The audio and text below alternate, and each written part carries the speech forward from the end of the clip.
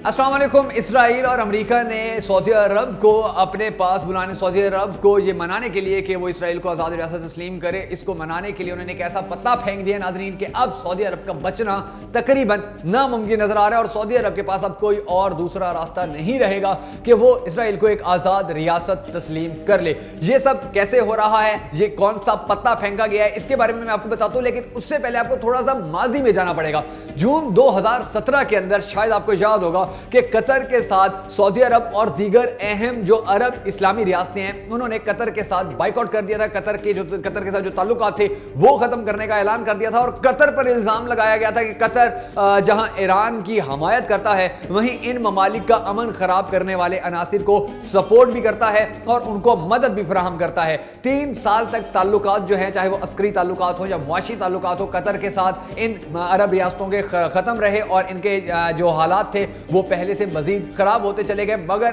अब आकर जब से मुत्तहिदा अरब अमारात ने, जब से दूसरी अरब रियासतों ने इसराइल को एक आज़ाद रियासत तस्लीम किया है, तो उसके बाद से अब आकर उसी वक्त से शुरू हो चुकी थी कोशिशें कि किसी न किसी तरह सऊदी अरब भी आज़ाद रियासत तस्लीम कर ले, मगर सऊदी अरब नहीं कर रहा था। लेकिन अब आकर उन्होंने एक ऐसा पत्ता फेंक ही दिया है कि जिसके बाद सऊदी अरब को मजबूर हो जाना पड़ेगा कि वो किसी न किसी तरह जो इसराइल है उसको एक आज़ाद रियासत तस्लीम कर ले। अब उन्होंने किया क्या है, पहले आप वो जरा सुन लीजिए कि अमेरिका के एक बहुत बड़े ओहदेदार हैं जेरेड कुशनर, जिन्होंने पहले सऊदी अरब का दौरा किया कुछ रोज कबल और उसके फौरन बाद वो कतर चले गए और कतर जाकर भी उन्होंने बड़ी अहम मुलाकातें की और उन मुलाकातों के बाद ये डिसाइड करने में वो बिलाखिर कामयाब होते नजर आए कि अब जो पहले मुआशी और अस्करी कतर और सऊदी अरब और दूसरी अरब रियासतों के दरमियान जो एक बाइकआउट चल रहा था उस बाइकआउट को खत्म किया जाएगा। अब कतर को इजाजत दी जाएगी कि वो मुत्तहिदा अरब अमारात और सऊदी अरब की जो फिजाई हदूद है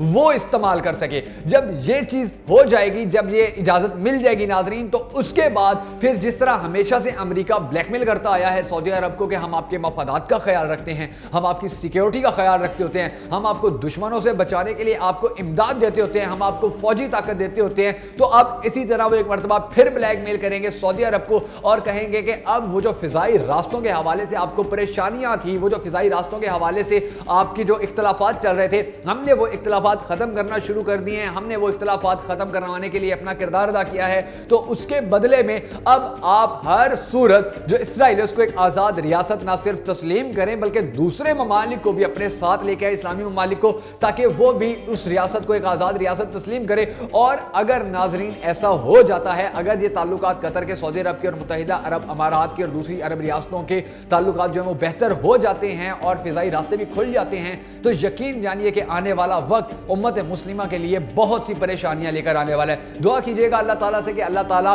पाकिस्तान, सऊदी अरब और दीगर इस्लामी जितनी भी इस्लामी रियासतें हैं उन सब की हिफाजत फरमाए।